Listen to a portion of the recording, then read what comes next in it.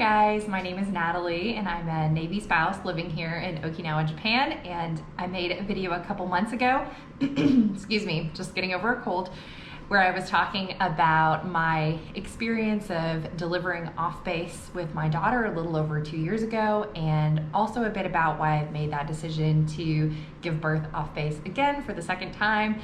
And I just wanted to kind of record a follow-up for that. In the last video, I talked about how I was hoping when I went to my first official appointment at UE to record a few things about the steps in the process that you go through every time that you go to an appointment at UE. It's nothing particularly complicated at all. It's something that they can easily explain to you when you get there, and it's the same thing every single time. But for those of you who've never been to UE, who are really curious about just a typical appointment, I was gonna try to record a few little snippets. But I noticed in my last 2 appointments at UE that it seems much busier than what I remember about 2.5 years ago. So I'm not sure if it actually is busier there, or I know my translator said that perhaps that there's more people having appointments right now because there was a period of time where appointments were canceled due to COVID, but for whatever reason, there just didn't seem to be any way to record anything without accidentally getting people in the background, which of course would be inappropriate. So that's not gonna affect anything. I do wanna just go through a little bit about the steps in the process of your first appointments at UE for those of you who might be interested in giving birth there, but you wanna do all of your informal research and talking to people about it first. At least that's what I like to do. Maybe that's just me. But I am currently 24 weeks pregnant, and I've had 2 appointments at UE since I recorded my last video, and I've also had 2 regular appointments at the Naval Medical Center and an anatomy scan as well. And that is a wrap for my time at Naval. I just wanted to say for because I think there is that misconception that a lot of people, I think, and it could be true that a lot of people do this, but I think there's a misconception that everyone who gives birth at UE is just doing so in a disgruntled state with the Naval Medical Center. But I just wanted to note very quickly that my appointments there were wonderful. For those 2 of 3 appointments, I saw midwife Boyd, who it just set me at ease. I really loved everything about her style, and she just made me feel really, really comfortable, and like I had nothing to worry about moving forward. And she's very reassuring, very encouraging, and my anatomy scan also went very smoothly. So it was a great experience, but I'm just looking to hopefully duplicate my experience from last time at UE. So I'm also really happy with my decision moving forward to only be seen at UE from here on out. Before I left the Naval Medical Center a couple weeks ago, after that last appointment, there's a couple things that I grabbed on my way out. One was my breast pump prescription, because they're not gonna offer you those, as far as I know, at UE. So I do want that to be covered by TRICARE and paid for by them.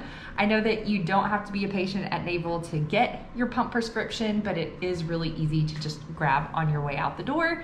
So I grabbed that prescription, and then I also requested the last of my medical records. And I've seen a few posts recently on the Birthing Off Base page about requesting your medical records. There's a few ways you can do that, and I think all of them are fairly easy, and you can get guidance on all of those. Last time, for my last pregnancy, I just requested those records through the OB clinic. I just asked someone at the front desk there, and they were able to help and get those records to me pretty quickly, I think within a few days, maybe a week max. This time I just went to the desk that's on the first floor. It's basically directly across from the pharmacy. So if you're on the first floor and the pharmacy is right here, if you came in the front doors, pharmacy's to your left, the medical records place, I don't remember what it's called, but it's something, I think it might be patient records. It's pretty self-explanatory. That's just directly to your right across from the pharmacy. I wasn't in a rush to get those records, so I just filled out a form. They said they would email them to me within 30 days, and within about a week, I got those records. So very smooth, easy, fast, no complaints there. So I wanted to talk a bit about my appointments at UE, and I did jot down some notes at each of my 2 appointments so that I could try to remember every step along the way. So firstly, I met with my translator, who's the same translator I used for the birth of my daughter, Odelia, and she's wonderful. She doesn't work at UE anymore. She doesn't translate often, but I really like her. I feel comfortable with her. She's just another person that really sets me at ease. All right, so I was recording using my GoPro and my battery died, but I'm back. So sorry for the awkward transition. So I was about to jump into talking about the steps of going through your appointment at UE. So I guess I'll just jump into that. When you first arrive to UE, firstly, you want to make sure that you're parked in the correct spot. And I'm sure someone will meet you at the door at UE and ask where you parked, because you do not want to be parking in the incorrect spaces. And I found that a little bit confusing, especially, for my very first appointment, finding a parking spot around in the back parking area. So they'll check with you on that. Of course, since COVID, they'll take your temperature and you'll go through that usual process. You'll also need to give them your military ID card, which will stay with the rest of your file throughout your time there. You'll see them kind of passing on your information from person to person, from the person who does the lab work to the person who will, to the midwife, then later to Dr. Fumi. And so that information will just be passed on. There's a few things that will be in that stack of information that will just be transferred throughout your appointment. One of those things is your blue book. So this is something that you'll receive for your very first official appointment. It's the Maternal and Child Health Handbook. And this you'll bring with you to every single appointment. It logs all of your information from the appointment. It's also a spot where I just go ahead and tack on all of my receipts so that I don't forget to apply for reimbursement with TRICARE after every appointment. And at each appointment, at the very end, they'll also make your next appointment and they'll write it on this card. For my first few appointments, I just plugged it into my phone and I didn't think this mattered, but they ask for this card. So it keeps a record of your appointments. In particular, your future appointments might be scheduled in bulk. I know that that's what Tomoko-san chose to do for me. So she scheduled, I think, 3 appointments at once. So those will just be neatly printed here, and you can just put those with your maternal and child health handbook. And that's the same handbook that you'll also use for your new baby once they arrive for their first few appointments as well. So when you get there, you'll give them your ID card, and then they will kind of usher you to carry on with the next steps in the process. If you're there with a translator, I'm sure they'll just tell you exactly where to go. But a couple of years ago, it wasn't required to have a translator like it is now. So I remember feeling a little bit confused. Even now, Tomoko-san said it's not necessary for her to be at every appointment with me. So I guess that just depends on your translator and what their preferences are. But for my 2 appointments so far, the very first one, Tomoko-san was there, and for the second, she was not. So I had to kind of remember, oh yeah, what are the next steps? So they'll usher you to take your body weight and your blood pressure. And it's really cool, actually, the way that you do your body weight and blood pressure, because you just go stand on a scale, you press a button, and it will spit out your weight.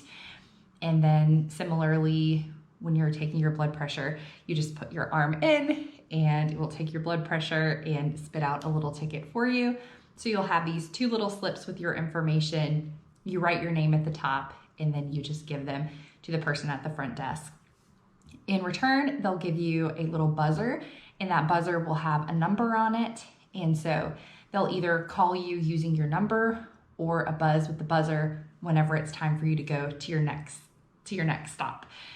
So from there, before you sit down in the waiting room, you're also going to do a urine sample at every single appointment. So you'll just head to the bathroom and everything is there for you. So there's little cups, you write your name on them, provide your sample, and then stick that through a little window. Stick your sample through a little window that's above the toilet. And it's just the process every time you go. Initially, I kept forgetting to do that. They would be like, okay, where's your sample? Because I'm not used to doing that every single time I go to an appointment. But it's really great that they check for proteins in your urine and that they do that work every single time that you come in. So there's a lot of sitting in the waiting room. For my very first appointment, it was a 3-hour appointment. And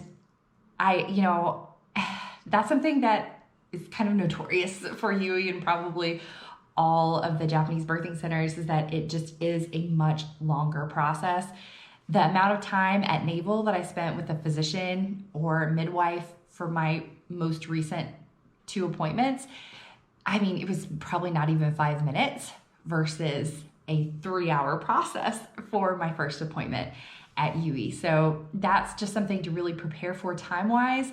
That never bothered me before because I didn't have another child to take care of, but I did have to hire a babysitter the day of my first official appointment at UE.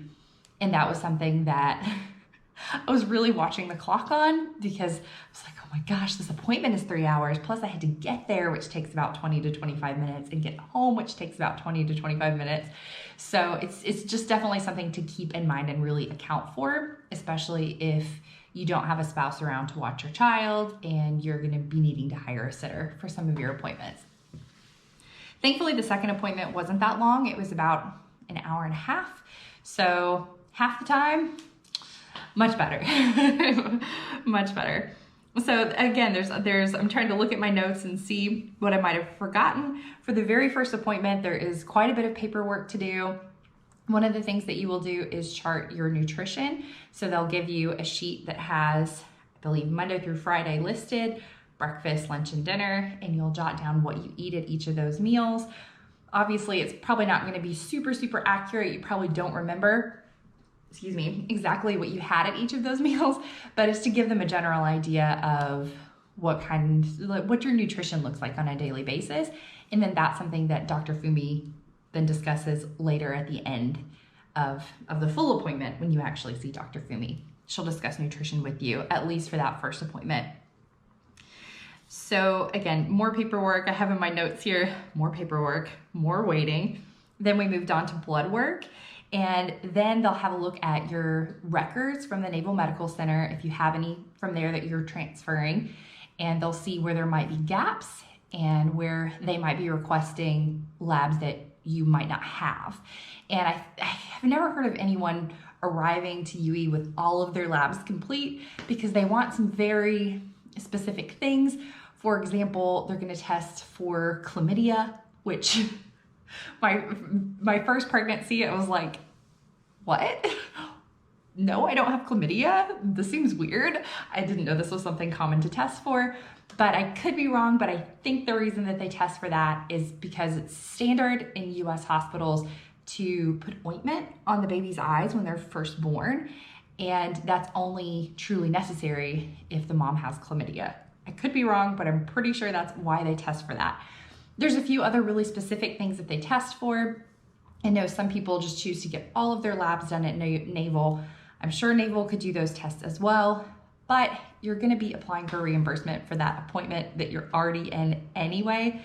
So for me, I just go ahead and have them do whatever additional tests that they need to do while I'm there at my appointment. If you don't have your medical records from Naval, if they haven't finished processing them yet, or you forgot, you can still go to that appointment and they'll just remind you, hey, at your next appointment, please bring your records so that we know where you stand. But if you don't have your records in time, because sometimes you can get them same day, you can get them printed right away, but other times it seems like I need to wait a few days to get these records. That's not a reason to cancel an appointment or anything like that. You can carry on and they can do those tests at your next appointment. Again, after that,